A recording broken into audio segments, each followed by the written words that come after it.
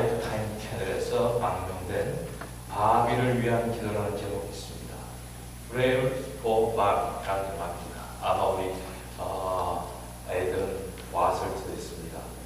한 부가 있었고 그에 세 자녀가 있었습니다.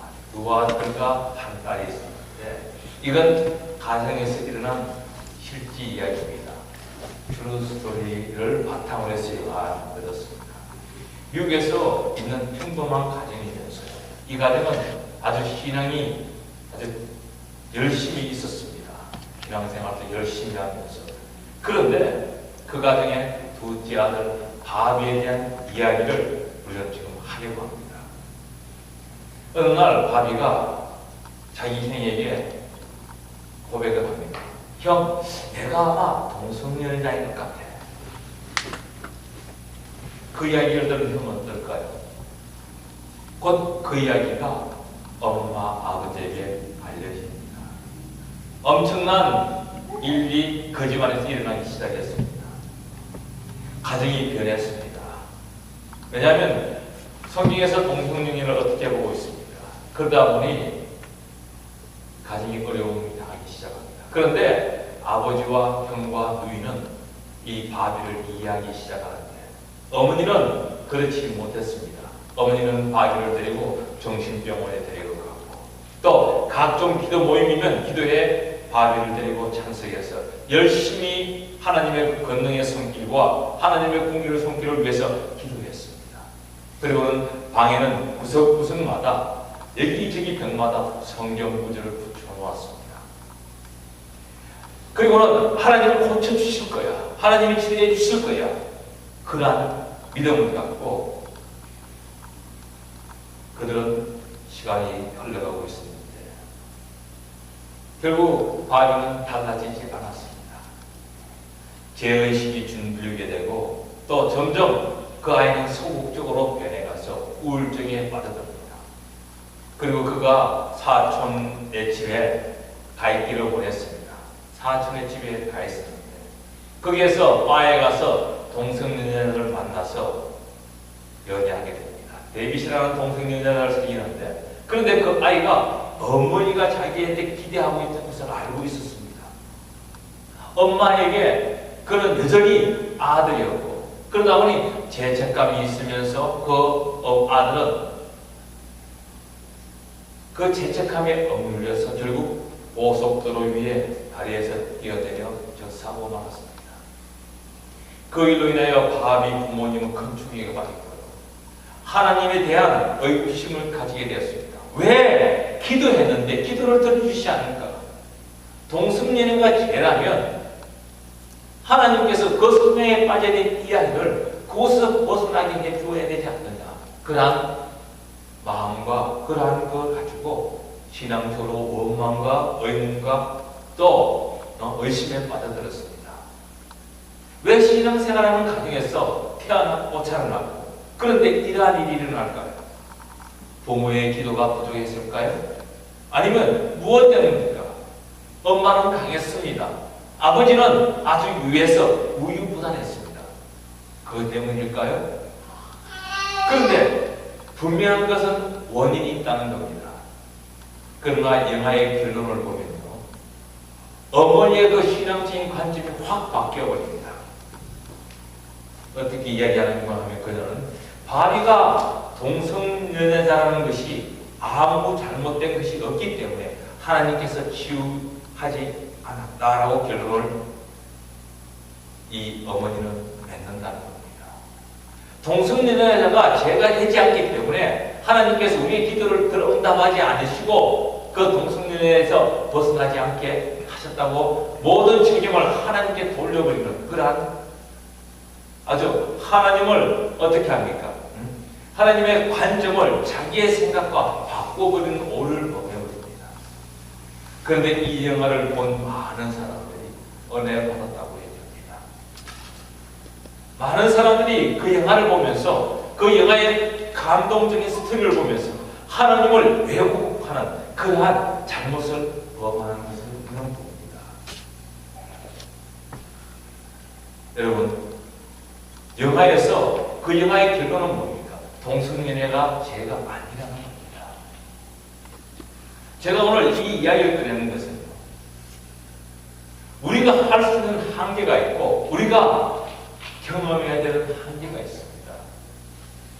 그 한계 너머에는 하나님의 역사가 있는데, 하나님의 계획이 있는데, 그 계획은 우리의 판단을 넘어간다는 겁니다. 성경에 보면 이런 이야기가 있습니다.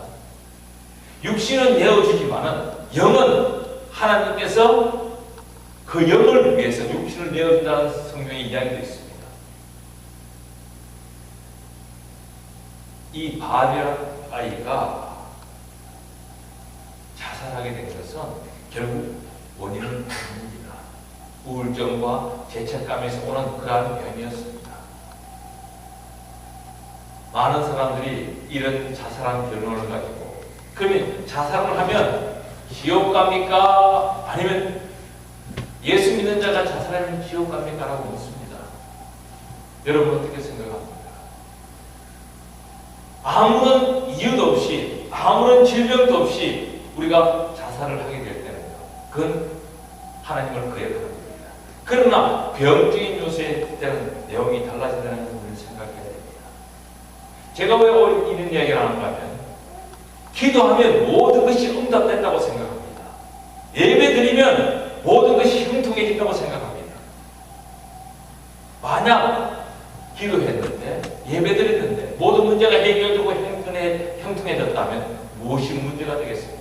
이 세상이 과연 이렇게 더럽고 추악하고 악한 세상이 되었을까요?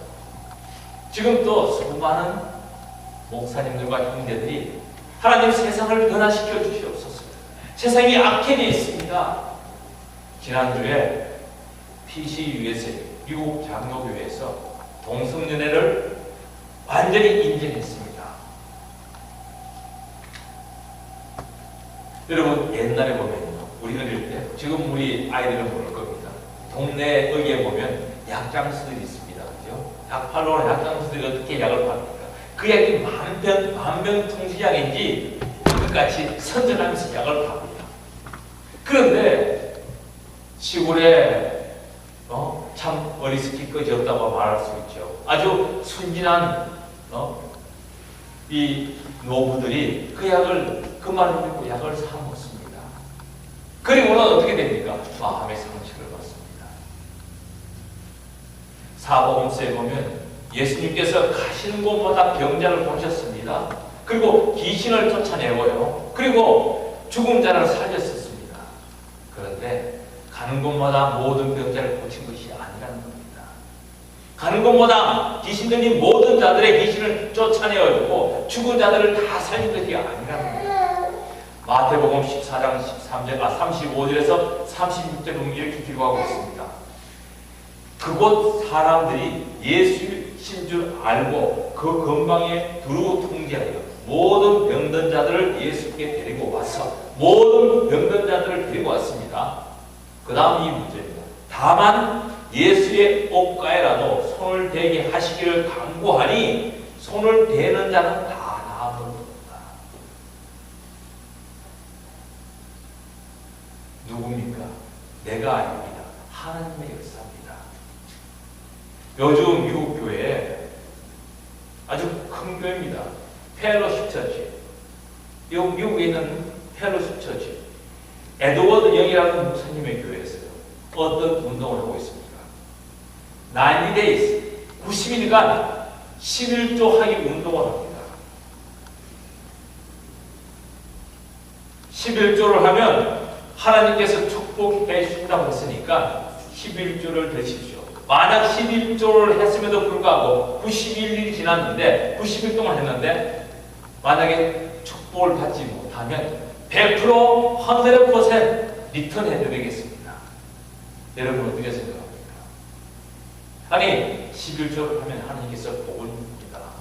말라기에서 3장 10절에 보면 분명히 말씀하고 있습니다.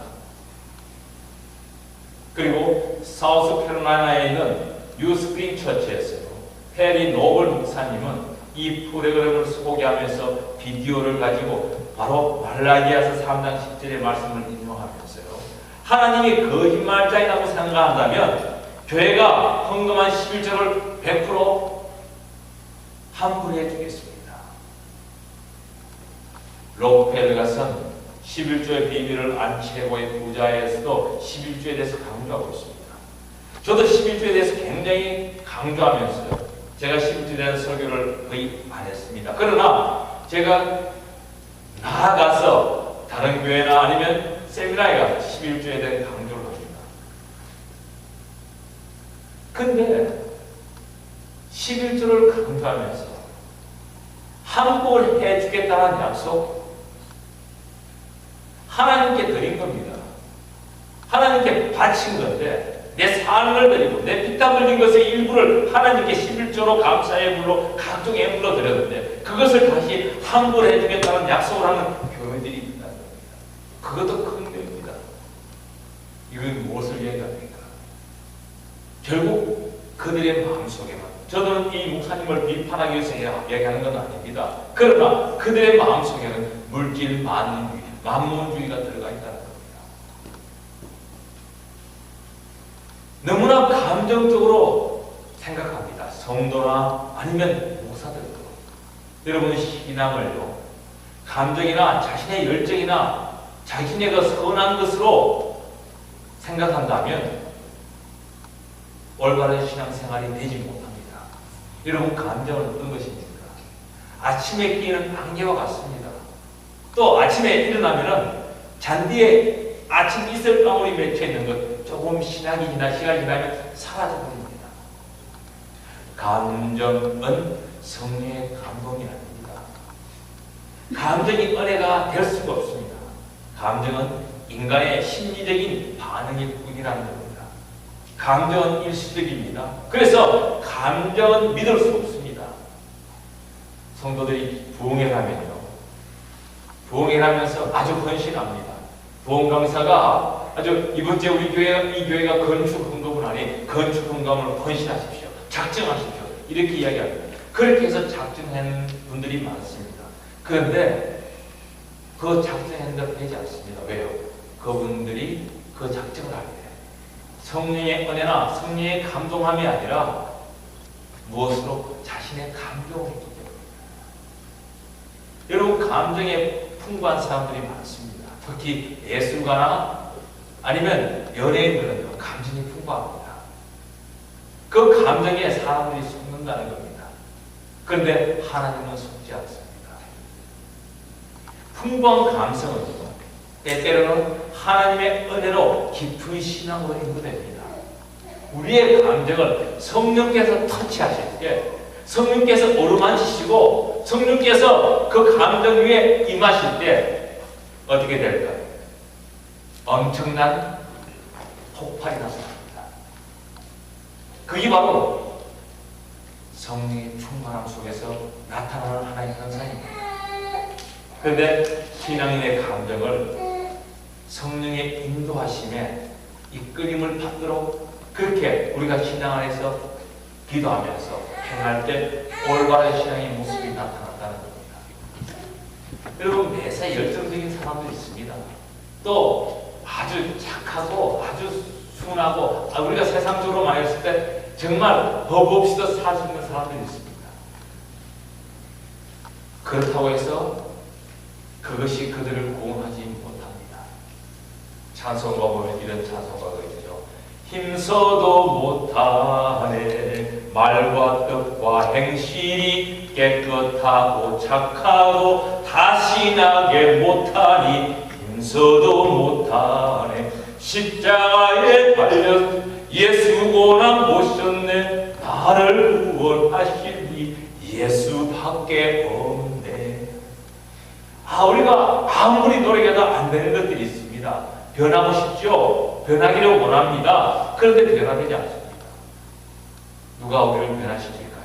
바로 예수님입니다. 예수를 믿으면 변화됩니다.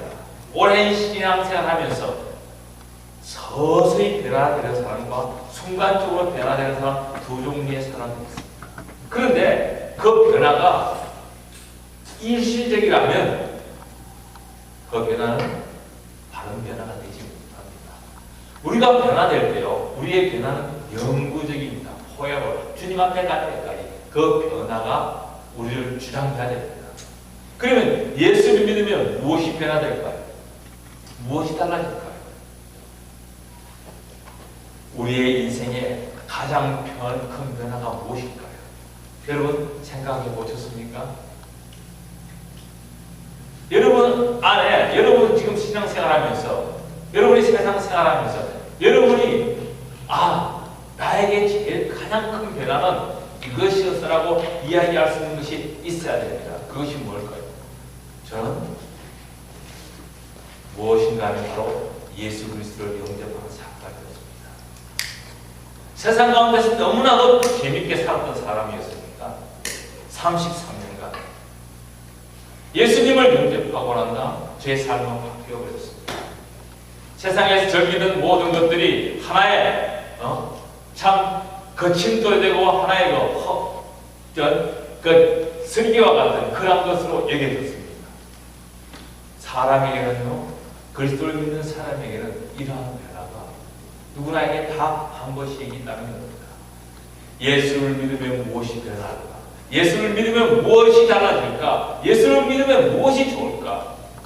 이러한 질문을 우리는 꼭 자신에게 해보아야 됩니다. 여러분, 어떤 사람은 예수를 믿으면요, 아주 윤리적으로나 도덕적으로 깨끗해지는 걸로 생각합니다. 그러면 얼마나일까요? 아니, 깨끗해집니다.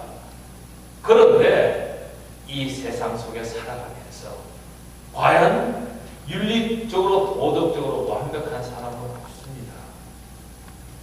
정신적인 수양을 위해서 신앙생활을 한다면 그의 시간은 헛된 것이 되고 맙니다. 어떤 사람은 사업의 도움을 위해서 교회에 나옵니다. 어떤 사람은 사회생활에 도움을 받기 위해서 나오는 경우도 있습니다.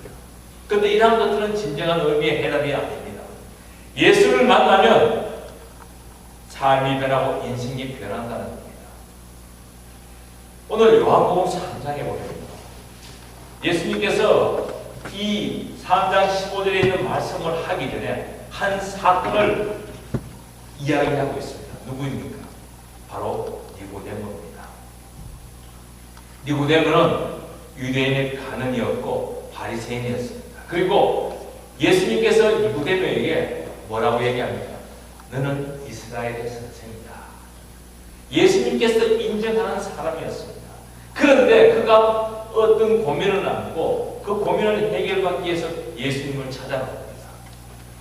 니고데모는 이스라엘 사람 중에서 존경받는 사람이었습니다. 하나님의 율법을 지키면서 거룩을 추구하는 사람이었습니다. 어떻게 보면 도덕적으로 완벽한 사람, 그게 가까운 사람이었습니다. 그것뿐만 아닙니다.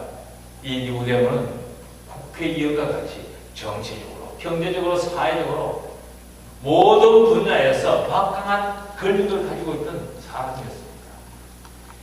이러한 자가 무엇이 모자라서, 무엇이 부족해서 야밤중에 사람이 볼까봐 두려워서 사람이 활동하지 않은 야밤에 예수님을 찾아 나옵니다.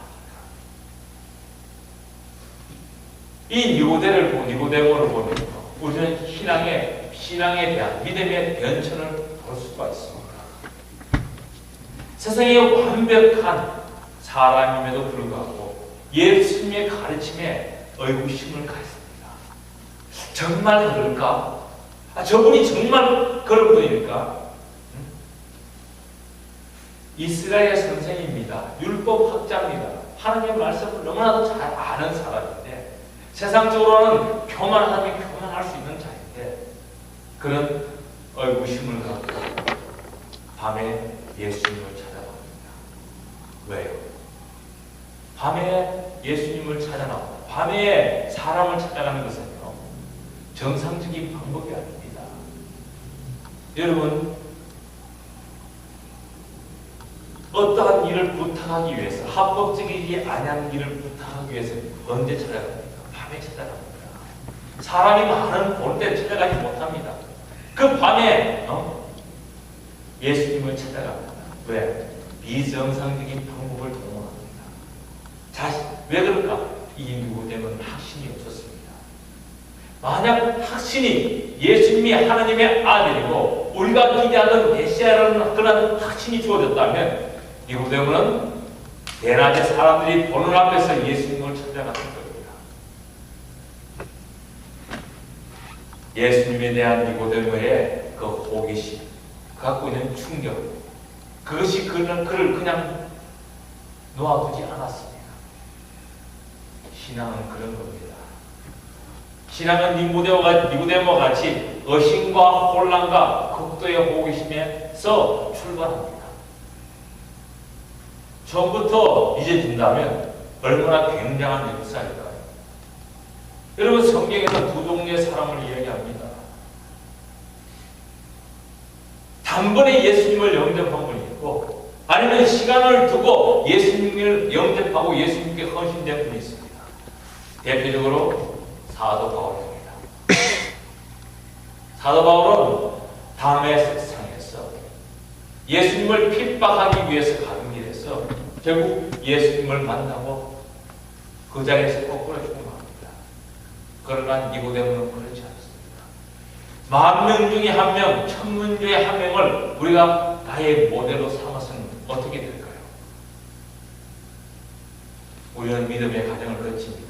요한복음 3장에 니고데모가요, 이러한 영적인 갈등을 느끼면서 예수님을 밤에 찾아왔습니다. 그러나 요한복음 7장 50절에 보면 이 니고데모가 예수님을 변론합니다.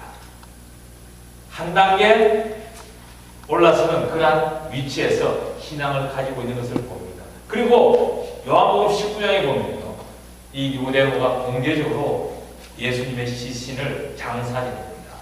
모략과 침향을 가지고 와서 그것을 섞어서 예수님의 무덤을 찾아갑니다. 예수님의 무덤을 지킨 자가 누구였습니까? 군병들이었습니다. 니고데모는 유대인의 가는이요, 유대인에서 유대인들 중에서 인정받는 자이기 때문에 어디고 다 갈 수가 있습니다. 그러한 자가 사람들의 눈을 의식하지 않고 예수님을 찾아갔습니다. 여러분, 예수님에 대한 그의 믿음은 시간이 지나면서 조금씩 자랐다는 겁니다. 아직까지 내 믿음은 왜 이럴까 하고 생각하시는 분, 그것이 나쁜 것이 아니라는 겁니다. 왜요? 나 자신을 돌아보고 나 자신을 느낄 때 한 단계 업그레이드 될 수 있고 한 단계 진보할 수 있는 길이 들려집니다. 아, 이것이면 좋게, 오케이라고 하시는 분은 잘하지 않습니다. 믿음이란 많은 과정과 시간을 거쳐서 자라게 되고 나타나게 됩니다. 한 그루의 나무를 심었습니다. 그 나무가 과일을 맺기까지는 엄청난 시간이 소요됩니다. 믿음이란 많은 과정을 거치면서 하나씩 내 안에서 빛과 진리를 깨닫게 될 때 결국 성숙해진다는 겁니다. 오늘 요한복음 3장 2절을 보면요, 니고데모가 예수님을 찾아와서 뭐라고 얘기합니까? 랍비여, 우리가 당신은 하나님께로 오신 선생님인 줄 안다고 얘기합니다. 그런데 니고데모가 우리라고 얘기합니다. 거기에 누가 있었습니까? 니고데모 혼자밖에 없었습니다. 왜 니고데모가 우리라고 이야기했을까요? 여러분, 우리라는 단어는요, 굉장히 중요한 단어입니다. 신앙의 생활에서. 마태복음 18장 19절 20절 보면 이렇게 얘기합니다.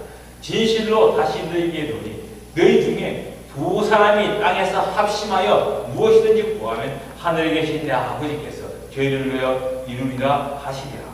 두세 사람이 내 이름으로 모인 곳에 나도 그들 중에 있다고 얘기했습니다. 우리가 중요합니다. 그리고 전도서에 보면 두 사람이 한 사람보다 나으면 저희가 수고함으로 좋은 상을 얻을 것이라고 얘기합니다. 그런데 신앙은 우리의 고백이 아니라 나의 고백이 되어야 됩니다.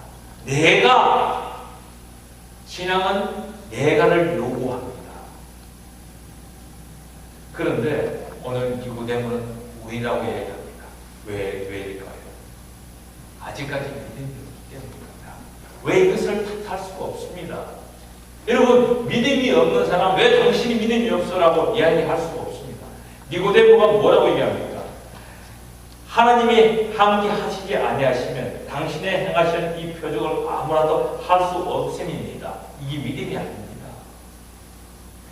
니고데모가 믿음이 있었다면 우리란 단어를 사용하지 않아도 안다는 단어를 사용하지 않고 믿는다는 단어를 사용했을 것입니다. 그런데 니고데모는 그냥 아는, 인식하는, 지식적으로 느끼는 그러한 사람이었습니다. 여러분, 니고데모가 이 인식하는 단계를 거치고 난 다음 하나님의 아들, 진정한 하나님의 아들을 만나고 느끼게 된 것입니다. 여러분, 성경을 읽다가 교회에 나온다고 해서 다 믿음이 자라고 생기는 것은 아닙니다. 그것이 신앙에 도움이 될 수가 있습니다. 아직까지 믿음이 없음에도 불구하고 성경을 읽습니다. 그러나 믿음이 들어가는 순간 그 말씀이 그 심령 안에 역사되어서 엄청난 에너지에 엄청난 그 광폭의 효과를 나타낸다는 겁니다. 그래서 믿음이 없다고 착각하는 것보다 성경을 읽도록 또 성경을 접하도록 여러분, 기도한다고 해서 100% 다 기도 응답돼요. 기도 안 하는 사람 아무도 없습니다. 인식의 단계는 구원과 믿음의 단계가 아니라 구원과 믿음으로 인도하는 단계입니다. 3절에 보면 그것을 우리는 알 수가 있습니다. 예수님께서 질문을 그렇게 하심에도 불구하고 니고데모가 질문을 그렇게 했는데 예수님의 답은 엉뚱한 대답을 합니다. 뭐라고 얘기합니까? 진실로 진실로 내게 이르노니 사람이 거듭나지 않으면 하늘나라를 볼 수 없다. 그런데 니고데모는 거듭남이 무엇인지 모릅니다. 그래서 사람이 늙었는데 어떻게 다시 태어날 수 있습니까? 어떻게 어머니 뱃속에 들어가서 다시 태어날 수 있습니까? 묻습니다. 그때 예수님께서 뭐라고 얘기합니까? 물과 성령으로 나지 않으면 하나님 나라에 들어갈 수 없다. 물과 성령, 이게 여러 가지 이론들이 있습니다. 여러분, 예수님이 요한복음 5장에 보면 John 5, chapter 5에 보면 사마리아 여인을 만납니다. 그때 예수님께서 내가 주는 물은 예수님께서 주는 물은 목마르지 않고 그 배에서 생수가 넘쳐난다고 했습니다. 그게 어떤 물입니까? 바로 성령입니다. 그래서 칼빈은요, 여기에 물을 성령으로 해석했습니다. 그러나 또 다른 신학자들은 그렇게 해석하지 않았습니다. 여러분, 어떻게 해석합니까? 다시 태어난다. 뭐 그런 걸 떠나가지고 우리가 여기에서 이야기할 수 있는 것은 바로 하나님의 말씀입니다. 깨끗이 씻는데 물로 깨끗이 씻어 정하게 합니다.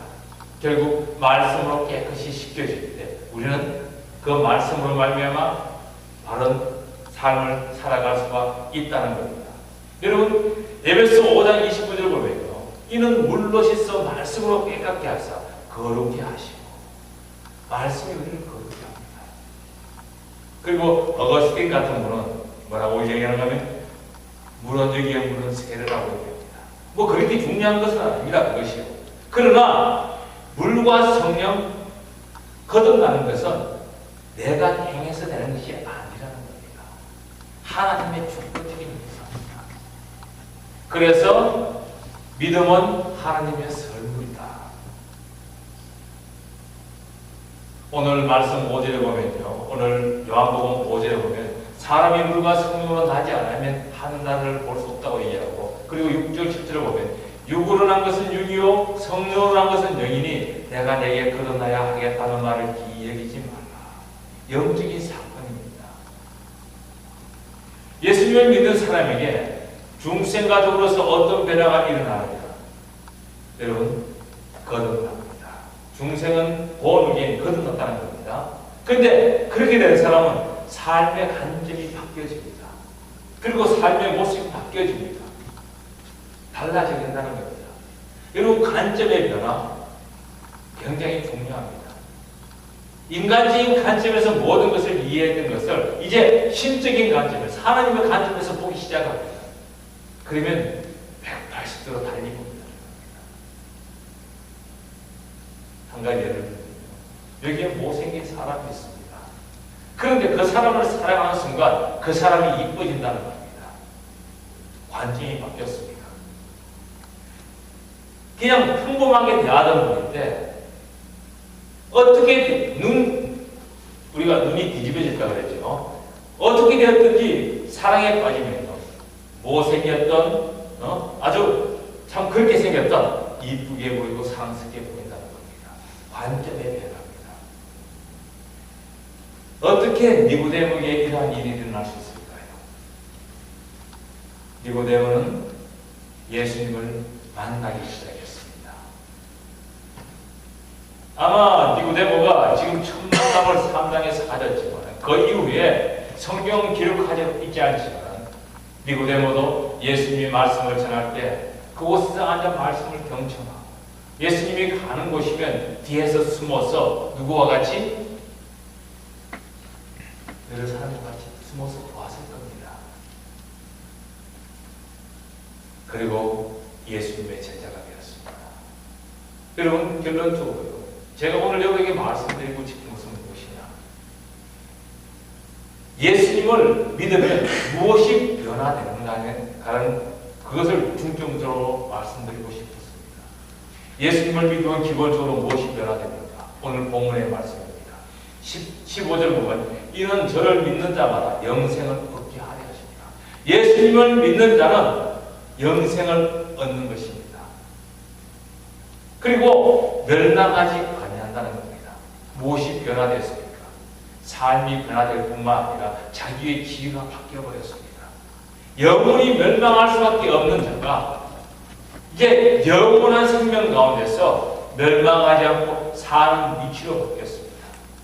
요한복음 1장 12절에 이야기하죠. 영접하지 않고 그 이름을 믿는 자에게는 하나님의 자녀가 되는 권세를 주셨으니 자녀로 바뀌어졌습니다.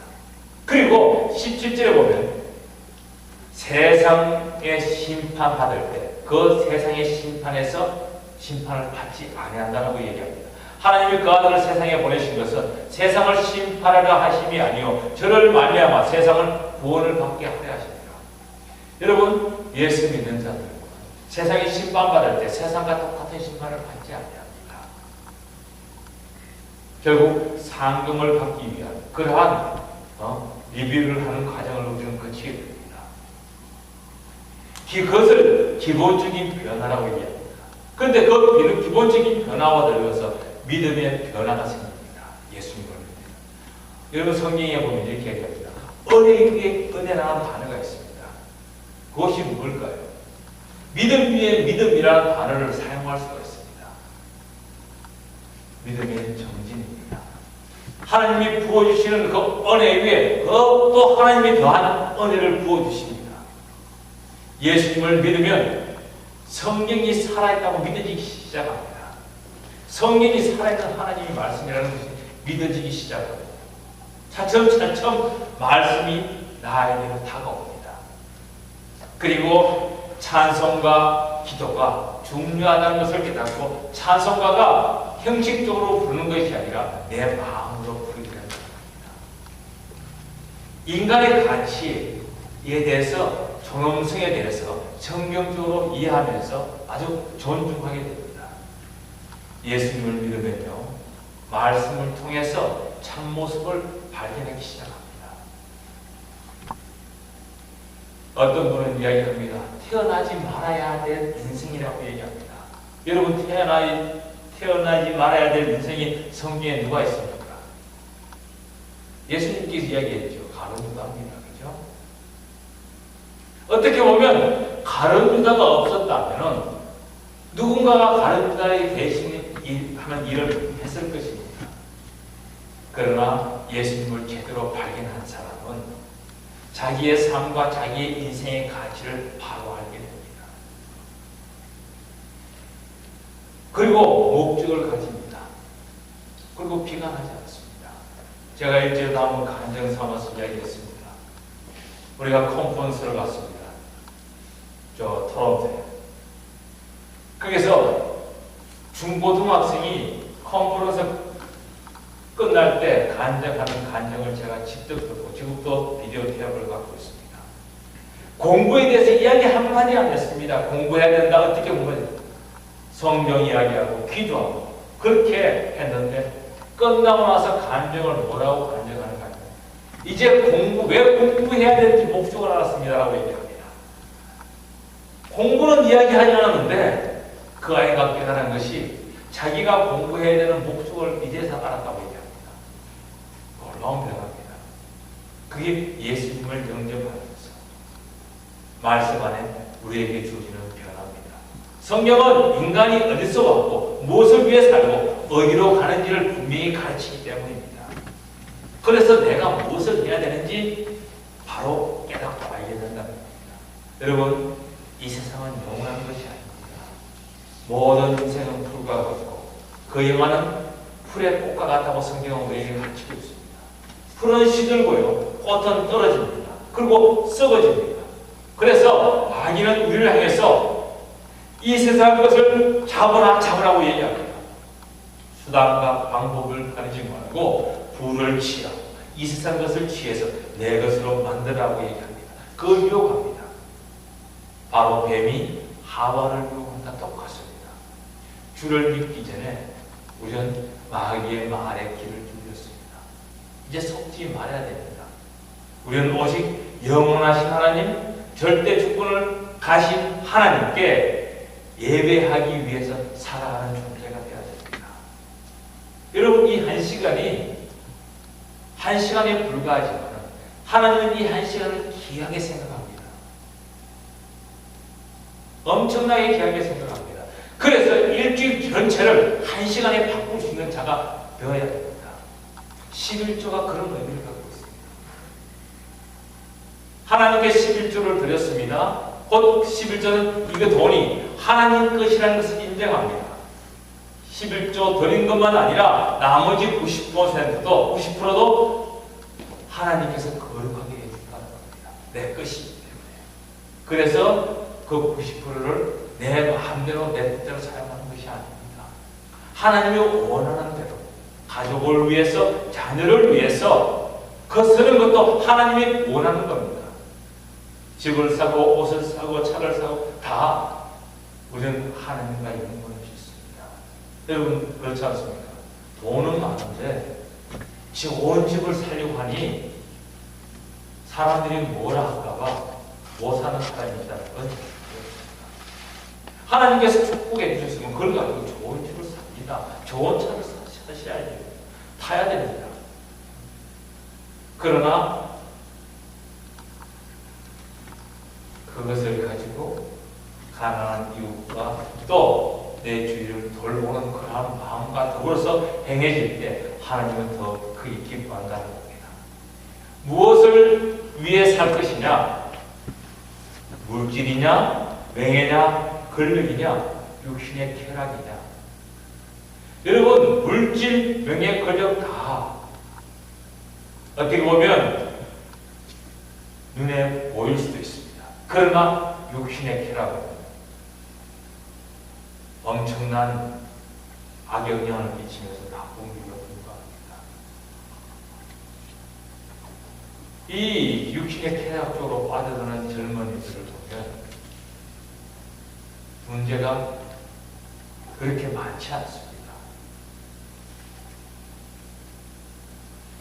자기에게 쉼터가 없다는 겁니다. 어떤 젊은이, 어떤 사람. 남편과 아내가 있습니다. 남편이 일하고 들어왔는데 가정에 돌아오면 힘을 얻기로 원합니다. 그죠? 그런데 아내는 집에서 바가지를 팍팍 긁습니다.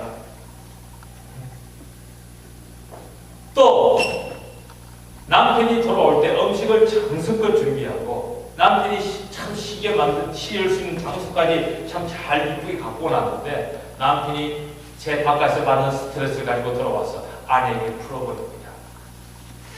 어디로 가야 할까요? 그 남편과 그 아내는 어디로 가야 할까요? 쾌락으로 빠져듭니다.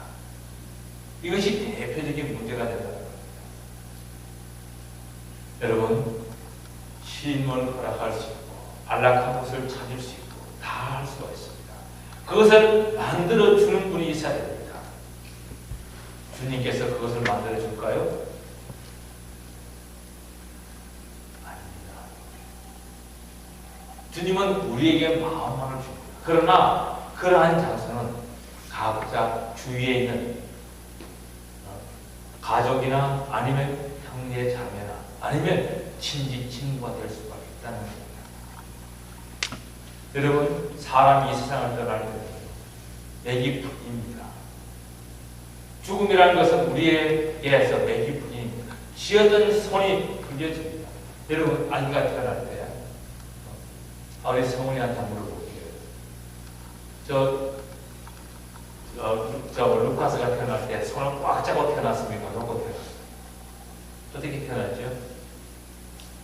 잡고 태어납니다. 잡고 이 세상을 갑니다. 그러다가 이 세상을 떠날 때 어떻게 떠납니까? 놓고 떠납니다. 어린아이일수록 더 꽉 잡습니다. 가면서 손이 풀어집니다. 여러분, 미리 풀어버리는 것이 없습니다. 예수 믿고 달라졌다고 하는데, 예수 믿고 다르게 살아야 하는데, 믿지 아니하는 사람과 똑같이 살아간다면, 분별할 수 없는, 분간할 수 없는 자로 살아간다면, 과연 그것이 믿는 자라고 할 수가 없다는 겁니다. 성경은 요한복음에 보면 이렇게 얘기합니다. 요한복음 6장 20절에 보면 세상에 썩어질 것을 위해서 살지 말라. 주 안에서 새로운 피조물이 되었으니 새로운 피조물로 살아나는 겁니다. 여러분, 고린도후서 5장 17 보면요, 누구든지 그리스도 안에 있으면 새로운 피조물이다. 이전 것은 지나갔으니 보라 새 것이 되었도다. 너희는 유혹의 욕심을 따라 썩어지가는 모습을 쫓아 버리고 옛 사람을 벗어버리고 오직 신령으로 새롭게 되어 하나님을 따라 의와 진리와 거룩함으로 지으심을 받은 새 사람을 입었으니, 새로운 피조물이 되었으니, 새 것이 되었으니 새롭게 살아가는 겁니다. 나 혼자만 새롭게 사는 게 아닙니다. 우리 가족이 새롭게 살아야 됩니다. 나로 말미암아 영향받는 모든 것들이 새로워질 수 있도록 살아가는 것이 바로 우리의 삶의 목표입니다.